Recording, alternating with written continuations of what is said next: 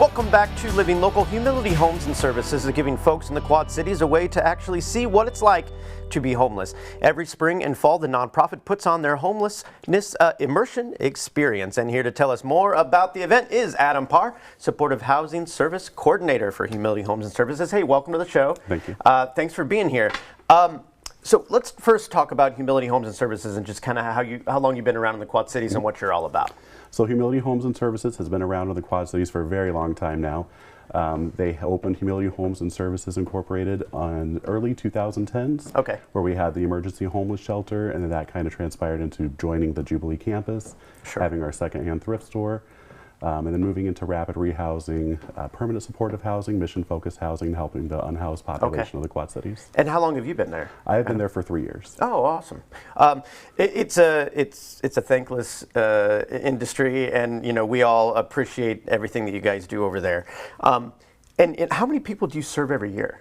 So every year, I believe our last count was a very large number. I want to say it was over 12,000 or something like that. You can find this information more on humilityhomes.org, where they will have the direct numbers for you. Yeah, and it's a bummer that the number's that high, of course. But so you know, tell us about this Homelessness Immersion Experience you have coming up. You know, what is it and who's it for? Absolutely. So this is our second experience with the Homeless Immersion Experience. This Friday, I will be hosting it from 8:30 to 12:30, starting at the emergency shelter on 5th and Vine. From there, we will begin at the shelter, just explaining what our services are there, what we offer, how we kind of move day to day, whether it's with our veterans program, serving individuals. It's giving people a glimpse of what daily life is for somebody who wasn't housed. So we begin at the shelter. We walk down to our corner closet, which is a building where homeless people are able to get clothing for free, take showers. It's also something where we have our donation site, so people are able to donate there Monday through Thursday from 8:30 to 10:30. I'm sorry, from 8:30 to 3:30. From there, we move to our Fresh Start Center, which is a secondhand store where 100% of the proceeds that come from our secondhand store go directly to our programs to continue to fund them. We just give you a small tour of the campus from there. From there, we go to CHC, kind of explore what they do. We go to King's Harvest for lunch, and then back to the shelter. It probably helps, you know, instill some empathy in some people that may not understand, you know, how serious that is and what those people are going through. And so that's happening on a Friday. This is happening on Friday. It is Halloween. You know, it will be a little spooky, but nothing to be afraid of. Nothing to be afraid of. Okay, good.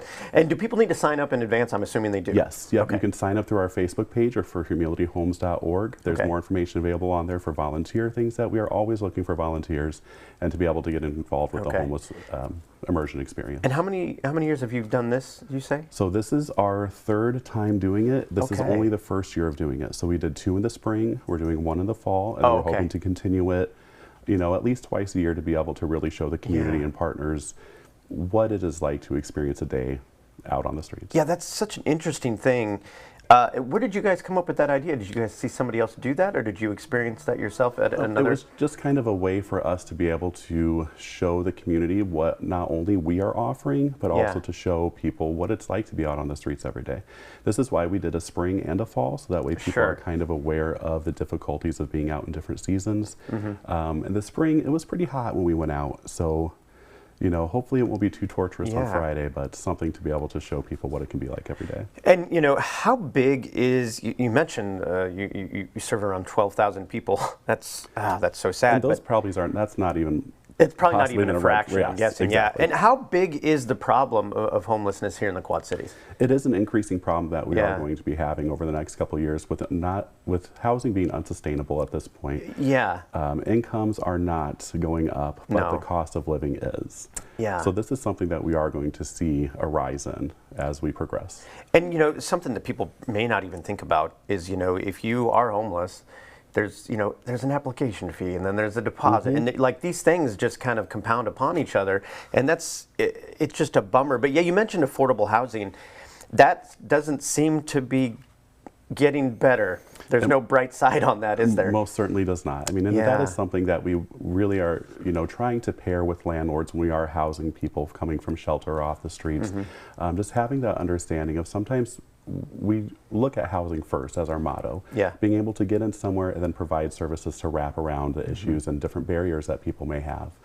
Yeah. So we do offer, with rapid rehousing, deposit assistance whenever the funding is available. Just like everything else, we run on funding, being nonprofit. So when Yeah. that funding is out, unfortunately, we are all in a situation. Well, and what are some ways people can support you? Because I know you do various things throughout the year, of course. Absolutely.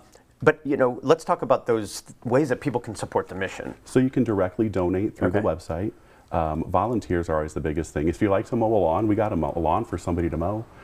Sure, yeah. You can sign up for volunteers through the website again and through Facebook. I know I keep on redirecting there, but No, that is the that's easiest great way to do it. Yeah, yeah. You can volunteer at the corner closet by sorting clothes. You can volunteer at Fresh Start Center by hanging merchandise. You can also come in and shop our second Saturday sales at the Fresh Start Center. There's other ways to be able to give back that isn't directly donation. Sure. But if you have the means, Absolutely. please do. Yes. Well, you mentioned the website a few times. I'm guessing that's the best way, and people are on social media. I see you guys posting on there as well. Especially as we enter the holidays, what are some things that besides donations? You mentioned volunteers. Can people donate items as well? Absolutely. So Okay. at Corner Closet, like I mentioned, you're able to donate Monday through Thursday. Okay. And it's literally anything you can think of that you would need. Yeah. So we take clothing, we take home goods. Through our website, you can sign up through 2 Men in a Truck to help donate furniture to get it to us without a cost on yourself. All right. Well, hey, man, thanks for stopping in and spreading the gospel, and I hope things get better for all of us out there. Thank you. Thank you very much, Adam. For more information, you can go to humilityhomes.org, and we'll have all those details posted at ourquadcities.com.